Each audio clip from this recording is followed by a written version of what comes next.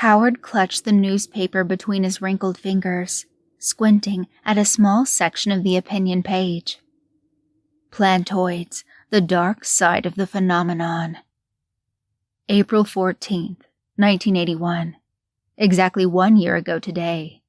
The tiny town of Trevigo, just off the coast of Italy, wakes up to an incredible sight. Beside the forgotten church in the center of town, the local graveyard has sprouted an enormous mass of native flora, the official measurements coming in at 4 stories tall and 50 meters wide. Those who were the first to witness the growth wasted no time in calling it a gift from God, even before the international presses rolled in and the entire town was sealed off for government investigation. The coach driver swerved over a particularly troublesome pothole, the impact jostling the paper from Harold's grasp. It landed on the seat next to him with a small poof of dust, adding to the already stale air and making him feel like he needed to sneeze. The driver flashed an apologetic look, Harold meeting it with a strained smile before scooping the paper back into his hands. Within days, the world's best and brightest scientists were pouring in. They all had their minds on the same conundrum. How could such a large growth of healthy, thriving plant life spring up seemingly overnight? Early analysis of the soil surrounding the growth was inconclusive.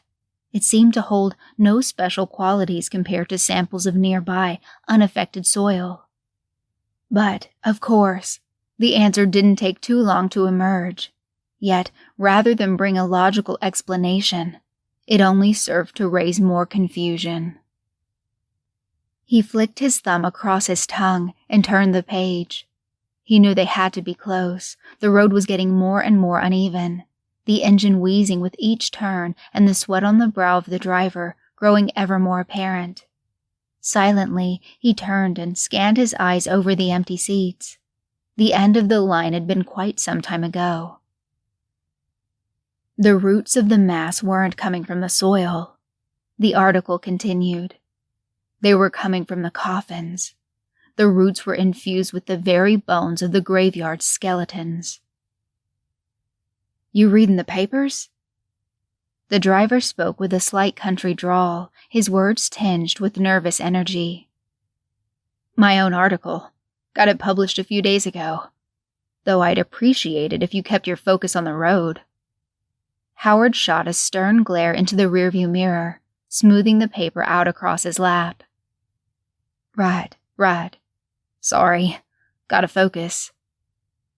It took less than a week for similar instances of all different sizes to start popping up all over the world.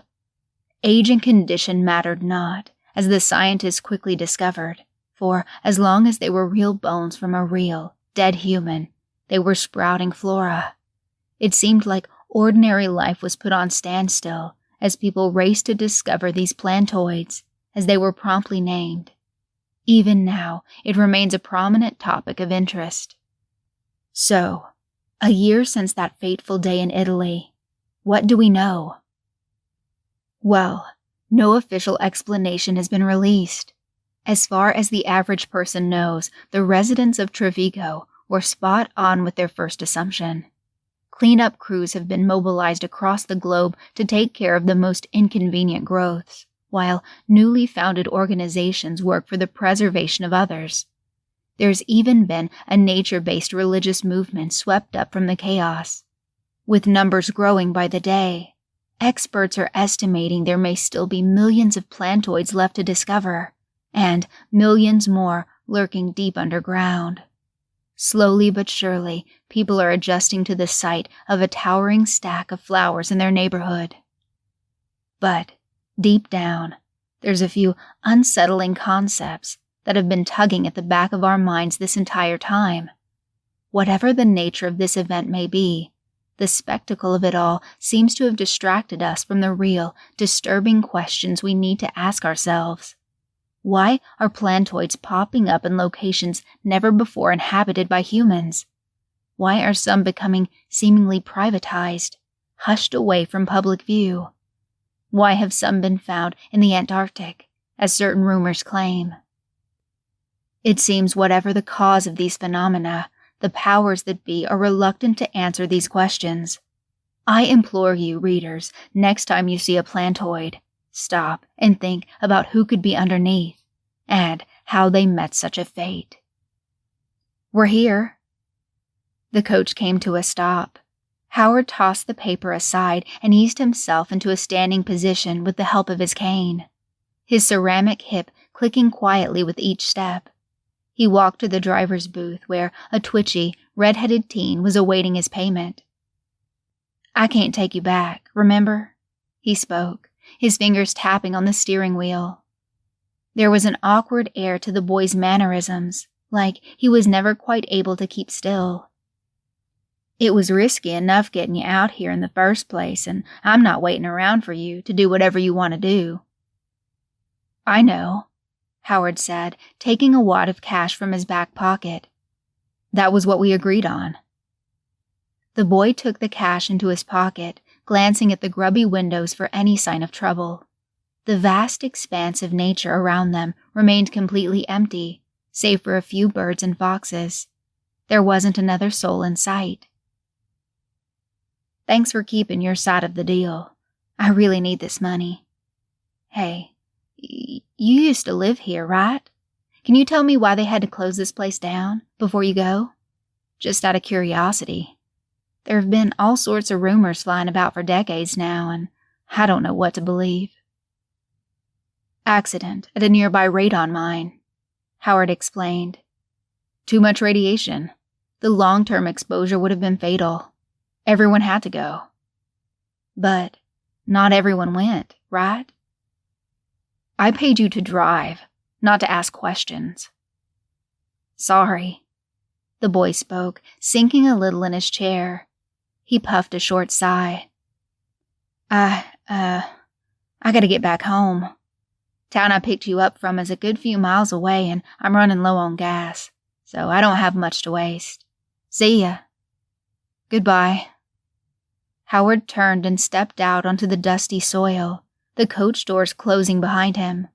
With a final nod, the driver revved the engine back to life and drove off back down the country road. He sighed and gazed out across the town before him. After all these years, it felt good to be back. "Don't go talking to Creepy Fred" was a well-known saying among the locals of St. Anthony. It was one of the first things Howard noticed towards the beginning of his visit to the town, and it proved to be a sentiment that was difficult to forget. Fred Hazelton was St. Anthony's blemish, its imperfection. His presence was known universally amongst the town's occupants, but most seemed reluctant to even acknowledge him.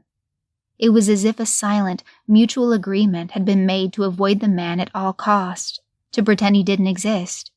And, for all Howard knew, he might as well not have, for he apparently spent almost all his time cooped up in a dilapidated mansion next to the local cemetery on the outskirts of town. Howard pondered this thought as he plunged a mouthful of juicy chicken past his lips. The dinner invitation he had received from a local mother and her husband had been tempting enough to accept. "We hope you're enjoying the town so far," the mother spoke, smiling warmly as she tucked into a spoonful of rice. "Absolutely," said Howard. "It's so much nicer here than in the city. All that pollution and concrete numbness can get to you sometimes. Small, cozy places like St. Anthony fit me much better." The husband nodded in agreement. "Are you planning on staying much longer?"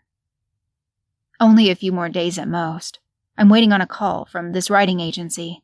They're considering my application. I'll be gone the day I hear back from them." "Well, we wish you the best of luck." The thought of Fred remained embedded in Howard's mind as he conversed about such mundane matters. Fred Hazelton. Strange how it was, with some hesitant to do so much as mention the man's name, and him still being the subject of countless rumors. "What's up with that reclusive guy? Fred, I think his name was." He spoke, unable to keep the thought from occupying a space on his tongue. Instantly, the family's demeanors turned colder, as if simply speaking the man's name had invited some dark shadow upon the house. Neither the woman nor her husband wished to speak first, yet the latter took it upon himself to answer the question. "Don't tell anyone we told you this, but Fred's a bit of an odd case," he whispered, leaning in towards the table. "There's reports of him in the cemetery almost every night. Out he shambles, at some ungodly hour, creeping through the tall grass and the leafless trees. It's a little strange, to say the least." "Reports?" Howard queried. "Why, what's he doing out so late at night?" "His mom is buried there," the wife spoke. "In the cemetery. She lived in the mansion right up until she passed away last year. Nice woman, only slightly less of a shut-in than Fred, but still, she used to bake little snowy cupcakes for us all at Christmas. Fred moved in a couple of days after her funeral. Apparently, she left him everything in the will. The house, her money, her possessions, you name it. She came from a very wealthy family." She let out a slight sigh, allowing herself to drift away for a moment. "It's a shame Fred never put any of that money into the mansion's upkeep. It used to be a very pretty building." "Look, between you and us, we think he's a weirdo," the husband spoke in a restrained tone. "He stays in that dusty old hole all day and only comes out in the dead of night, like a vampire. Looks like a vampire, too. He's probably still living off whatever supplies that old hag stashed underground before she wasted away." "Honey!" "Do you think he cares about what everyone says about him? About his reputation, I mean." "Huh," the husband replied, smirking slightly. His knife scraped against the plate as he tore off another piece of meat from the bone. "Of course not. I can't remember the last time he spoke to any one of us." "Mikey at school says he spoke to Mr. Hazelton once." The couple's kid spoke up at last, playing with the greens on his plate. "When he saw him sitting by the upstairs window, Mikey says he asked Mr. Hazelton if he was a ghost." "Did he say anything back?" the mother inquired. "Nah, he just looked at him all funny and went back inside the house." "Creep," the husband muttered under his breath. Fred's antics meant the cemetery was seldom visited by the locals, and yet, when Howard paid it a visit, it seemed well kept. The vegetation had been cleared, the tombstones were clean, and a fresh pile of flowers was sitting on Mrs. Hazelton's grave, not in a bouquet or vase or any sort of container, just scattered lightly across the soil, a mess of poppies and a scattering of daffodils. Howard was intrigued. The fact that Fred's behavior could very well have been of a grieving man mourning the death of his much-loved mother and nothing more never seemed to occur to anybody.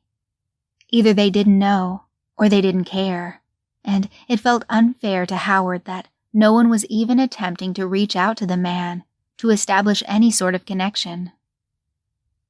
Needless to say, it came as a huge shock when he received a dinner invitation from Fred early one morning, written in his very own handwriting. "Dear newcomer," it read in a tall, slanted font with exaggerated curves like that of a person attempting to write formally, but not used to such a way of shaping their letters. "I have noted your arrival in the town and would like to properly introduce myself. I understand you may have heard certain things about me from the other residents here, and as unflattering as they may be, I can assure you a good portion of these claims are entirely untrue. I would deem it most satisfactory if you were to come to dinner tonight at my establishment at 6 p.m., where I am sure we can have a polite chat about said rumors in a sensible manner. Yours endearingly, Frederick Hazelton." Howard was flabbergasted, to say the least. A few horrible thoughts came upon him of being stalked and spied upon, but he soon reminded himself not to jump to conclusions. He was living relatively close to Fred. It was perfectly reasonable for him to have simply observed his visitation of the town, just like anyone else.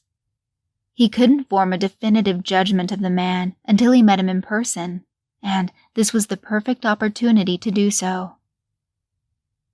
It seemed likely the locals would do nothing but discourage him if he dared tell them about the invitation, so he kept the information to himself. The hours passed by in no time at all, and quickly he found the sun dipping below the edge of the horizon. Slipping into some formal attire, he readied himself for the occasion, brushing his teeth and taking one last good look in the mirror before he ventured outside. He'd never been up close to the house before, it now revealing itself to be in an even greater state of disrepair than he'd initially observed. It was somewhat isolated from the rest of the town, obscured on all sides but its front by a cluster of thick willow trees. The remnants of what had once been a well-kept building had all but faded away. The windows were cracked and foggy, a film of dirt and grime covered the outer layer of glass, and a thick coating of ivy was creeping its way up the brickwork. A light scattering of collapsed roof tiles were displayed across the top of the building, like little specks of darkness sucking up the moonlight.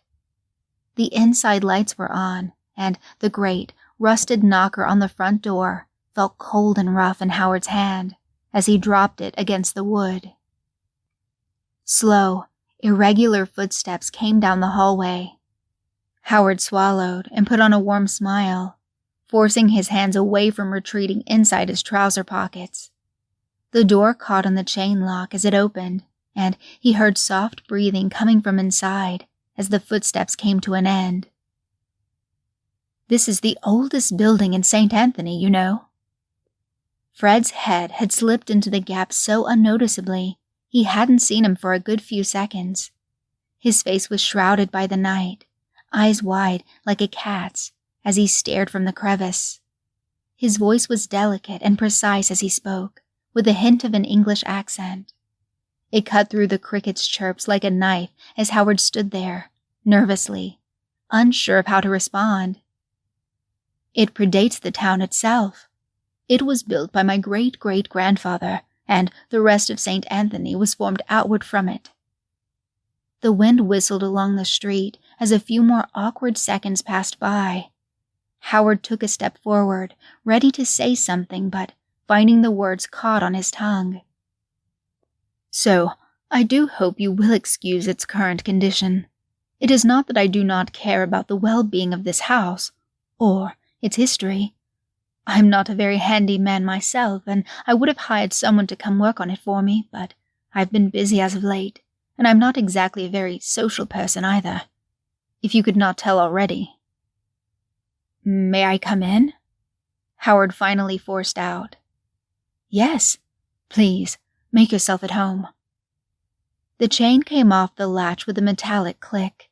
He waited for Fred to pull the door open the rest of the way, but instead heard his footsteps leading back into the house. Grasping the knob, he pushed it fully open and was mildly startled by its sudden slamming behind his back as he entered the mansion. The first thing he noticed was the air. It held the instantly recognizable qualities of a fresh mist of Febreze, almost overpoweringly so. He swallowed and wrinkled his nose, hoping that wherever Fred has disappeared to, he hadn't noticed his recoiling. "I'm afraid you must forgive me for the aroma," Howard heard his voice echo from one of the next rooms over. "A nasty settlement of rats have recently invaded the mansion, and although I was capable of driving them off, their pungent odor remained. Better a breath of mild chemicals than a breath of rat droppings, Fred's voice had an edge of humor, even as Howard cringed at the thought. He sniffed a little harder, and, indeed, could detect some other scent overshadowed by the smell of what he presumed to be some exotic flower. "The food is all set out and ready to eat. Please, come and join me in the dining room." The image of Fred hiding around the corner, brandishing a meat cleaver, popped into Howard's head, as well as one of him leaning over his plate with a devilish grin, sprinkling cyanide on his food. Again, he was forced to reassure himself. It was going to be a perfectly normal night. They would eat, share a conversation, and he would leave. Nothing more, nothing less. Warily, he started walking down the hallway. The rug puffed dust around his ankles with every step. Despite its extravagant, if significantly faded exterior, the internal structure of the house seemed quite simple. There was the central hallway, which led from the front door to the base of the stairs, and 4 doors along the way, 2 on each side. 3 were shut and presumably locked, and the one on the further right-hand side was slightly ajar, casting a crack of light against the opposite wall. Howard let his eyes wander from corner to corner of the hallway, observing the chipped, yellowed surfaces of the walls and ceiling. It reminded him faintly of what a hoarder's house looks like when all the clutter is removed. With an outstretched arm, he pushed open the far right door. Fred stood upright at the side of a polished wooden table, hands behind his back and a sort of half-smile spread across his face. A singular light bulb hung from the ceiling, illuminating the room and giving Howard his first proper look at the man he had heard so much about. He looked around somewhere in his mid-30s, a slither of blonde hair sitting atop his head, neatly combed above his ears. His face was narrow and elongated, and his eyes were full of caffeine, the dark bags beneath them being the most noticeable symptom of his nocturnal habits. A black bow tie was wrapped somewhat shoddily around his collar, and the rest of his outfit gave off the impression of an early 1900s gentleman, with a pinstripe jacket and a white dress shirt, along with jet black suit pants. Howard took another deep breath. Still, the smell of Febreze lingered. "Please, take a seat." Howard stepped to the table and dragged a cushioned chair from out underneath it, making himself comfortable. The floorboards were ragged and ever so slightly uneven, creaking as he shifted and leaned in towards his plate. "Our dish tonight comes from Mother's old rationing supplies. They are much more flavorful than the processed slop they sell at the local market, I assure you. I trust you will find them quite enjoyable. I certainly do." Again, that tiny hint of a smile pierced through Fred's expression. He sat and cleared his throat, scratching the bridge of his nose before taking a napkin from his pocket and laying it on his lap. Howard looked down at his food. 2 veiny sausages nestled themselves beside a heap of mashed potatoes, drizzled with a brown, gravy-like substance. A small pile of various vegetables was scattered off to the side, soft and wet, dispersing at the touch of his fork. "Have you been enjoying the town?" Fred was already tucking in, slicing open the sausage meat and dragging it through a thin river of gravy before putting it to his lips. It suddenly occurred to Howard he had barely said a word to the man, and he fumbled internally, trying to pluck a sentence out of the whirlwind of thoughts blowing through his brain. "Yeah, it's very quaint. I could see myself coming back here one day, when I'm old and retired." Fred stopped eating for a moment and looked at him with a kind of knowing air. "You like traveling, yes?" Howard raised an eyebrow, twirling a loose sausage strand around his fork. "How'd you know?" he said, popping the strand into his mouth.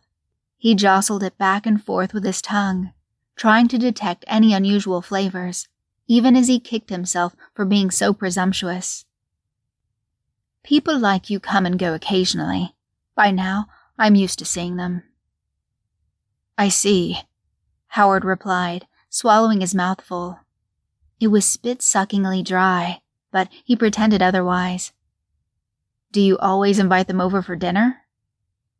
"You're the first person to respond to my letters," he said, almost sadly. "Oh, well, Howard trailed off, mumbling something vaguely sympathetic. There was silence for a while. He tried his fill at the mashed potatoes, unable to keep himself from stabbing at them until they were distributed across his plate, like a damp layer of toilet paper. a tall, looming grandfather, ticked rhythmically as they ate, stood near the head of the table next to a blackened fireplace. "Allow me to cut to the chase, if you please," Fred suddenly spoke, setting down his knife and fork and bridging his hands together. Howard straightened up, finishing a particularly chewy string bean. "I understand the other residents of this town may have been propagating some harmful information about me. Please, if you will, disclose some of the things they may have said. Do not hold back.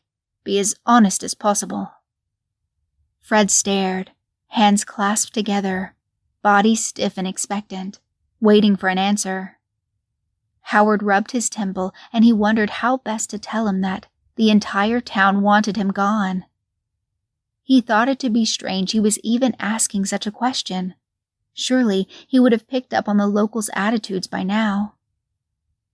A lot of people seem a little disturbed about your nightly walks through the graveyard." "Yes, I have gotten that impression, though I am not sure why. I find myself to be the only person responsible for its upkeep. Did you see the graves this morning? The cleanliness of those headstones? Not to toot my own horn, but I'd say they were spotless. The graves, they looked like they were freshly dug, didn't they? Who do you think's responsible for that?" Howard peered past Fred and noticed the soil-coated shovel in the back corner of the room. A small pile of mud and grass blades sat beneath it. "Anything else? Anything a little more specific?" Fred continued. "Anything, I hate to use the word, but incriminating?" No, nothing like that," Howard continued, waving his hand as if to dispel the notion. "The worst of it is, well, someone said you were like a vampire, what with the lack of appearance during the day." Good. Fred nodded, taking a sip of water from his glass. His shoulders relaxed, and Howard could see a weight had lifted from them. Nothing out of the ordinary, then. He picked up his knife and fork and resumed eating, as did Howard. Once again, the unnatural silence crept in. Letting his eyes wander across the room, he spied a cupboard of antique dining ware, displaying ornate plates and gleaming cutlery. "I heard this used to be your mother's place, at some point," he said, feeling he should at least attempt to keep the conversation going. "She always said she wanted a plot of land for herself," Fred spoke, in a jarringly monotone voice. "Somewhere private and empty." "I'm sorry?" Fred stared at his plate. Howard froze, overcome by the terrifying feeling he'd said something very wrong. "For where she wanted to be buried, she kept telling me when she was sick. A nice open field, just for her, where she could watch the bees dance across the flowers in peace, across the poppies and daffodils. Those were her favorites. She told me they reminded her of her childhood." He was deathly still. Howard chewed on his bottom lip, wringing his hands. "I never made the arrangements. She did not tell anyone other than me. Did not put it in her will. But it meant a lot to her. It really did." With a sniff, he flicked his eyes up and said, "Where are you going to be buried?" I've never really thought about it too much. I might be cremated, maybe? I couldn't really say." Fred shrugged. "To each their own, I suppose. Mother did not want to be cremated. She always hated fire. Fire is what took Father away." He said it with such a nonchalance it took Howard a moment to process what he truly meant. "Oh, I'm so... Mother used to say that was where Father was now, where the fire is. I was never too sure myself. Father was a mean man, but he didn't like the fire either." Howard's heart sunk as he noticed the family picture on the wall. It hung crookedly, the glass layered with dust and the frame chipped and stained. From the dim lighting, he could make out 2 smiling faces and one far less cheerful-looking man, arms crossed firmly at his chest as he glared into the camera. "Well, what a lovely evening this has been." Fred scooped up his last forkful of mashed potatoes and swallowed it, his plate empty. Howard reached for his knife and fork, realizing he still had a good few bites to go before he was finished. No, please," Fred spoke, standing up and sweeping the plate into his hands. "If you are full, you are full. I will not force you to eat more than you wish." He turned on his heel and walked through the kitchen door before Howard could say a word. Brushing a couple of gravy droplets off his trousers, he stood up, pushing the chair back under the table. "I don't think I ever caught your name," Fred said as he entered the room again, wiping his hands with a cloth. "It's, Howard." "It was nice meeting you, Howard." Howard started for the door, expecting Fred to follow behind, only for him to vanish back into the kitchen from the corner of his eye. He halted, taking one last moment to fully absorb the room, knowing it would most likely be the last time he would ever see it. He opened the door into the hallway and made his way back to the front door. As he reached for the knob, he heard the pitter-patter of fast footsteps creaking through the dining room. He turned. Fred came around the corner, red-faced. He kept walking until he was uncomfortably close, fidgeting as he stared with bulging white eyes. Howard retracted as far back as he could, his head tilted upward as it lay against the scratchy, wooden surface of the front door. I want to ask you something." Fred's voice left no imprint of the cool, calm, collected man Howard had conversed with moments ago. "You said you might come back here one day, did you not? When you are old and retired?" Yes, I did." "If someone you loved wanted something," Fred said, not missing a beat, "something more than anything else in the entire world, and you had the opportunity to give it to them, you would do it, would you not? You would take that opportunity." Panic forced Howard to blurt out the first thing he could think of. I would.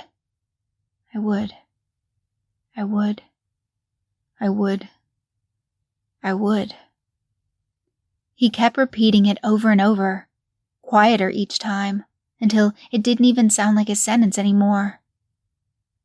Fred let out a deep sigh and backed away, running his hands across his scalp. "Then you would understand," he whispered, grinning. He chuckled a squeaky, unnatural chuckle, sitting down as he reached the base of the stairs. "Goodbye, Howard. I wish you well. Good things are coming your way." Howard peeled open the front door. Fred waved as he closed it behind him, still grinning. His heart was pounding. He stood outside the door for what felt like hours, until he heard Fred's footsteps recede upstairs. Cautiously, he backed away from the house, half expecting to catch a glimpse of Fred's ghostly figure through one of the second-story windows. No such apparition could be seen, however, and Howard's racing mind calmed as he began to walk home. Opening his front door, he almost jumped out of his skin as the phone rang. It was the writing agency he'd applied to. He'd got the job, and they wanted him to start as soon as possible. They apologized for calling so late, but Howard didn't care. He thanked the woman on the other end and hung up, promptly falling asleep on the sofa. When he awoke, he started packing his things, too excited to reflect much on the previous night's dinner. "Leaving so soon?" a local called out from across the street as Howard left the house. "I hope the annex of you-know-who haven't put you off our town." Howard reassured the man and went on his way, informing him of his new profession. Nobody knew of his visitation to the mansion, and he was intent on keeping it that way. The last he saw of the town was the well-kept graveyard in his rearview mirror as he pulled out onto the country roads. For a mere moment, he thought he could see Fred leaning over a gravestone, watching and waving him goodbye, with that maddening grin still spread out across his face. Howard clutched the walking stick in his hand tightly as he stood at the entrance to St. Anthony. From a simple glance down the main road, he could tell that any remainder of human life had vanished years ago. The houses were faded and empty, some half-collapsed, others with caved-in roofs and missing walls. The grass and trees were sullen and gray, wilted and dying.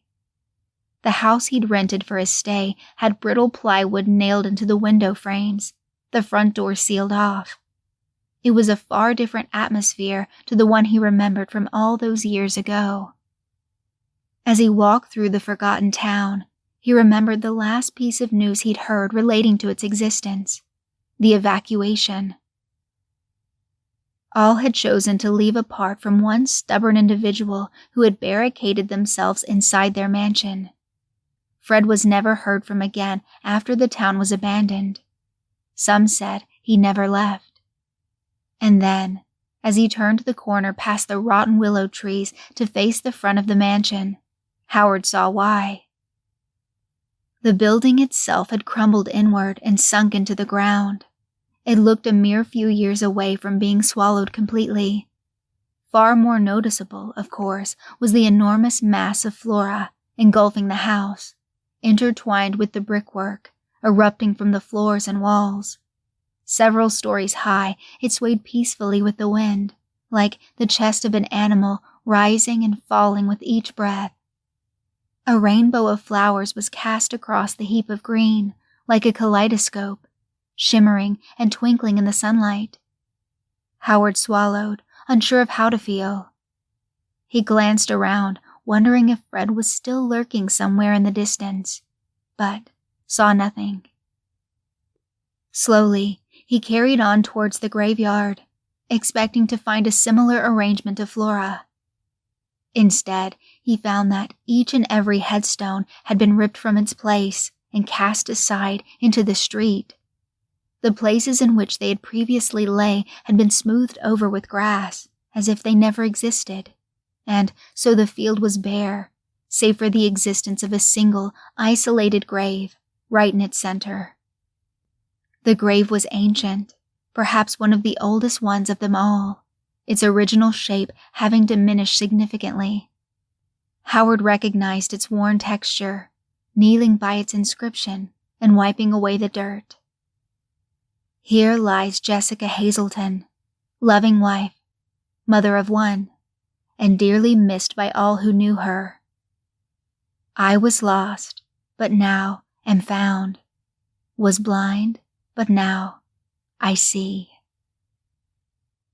A healthy covering of poppies and daffodils had emerged around the headstone, and a piece of paper was tucked into the soil beside them. Howard picked up the paper and unfolded it, slipping on his reading glasses. I knew you'd understand, it read, written in Fred's handwriting.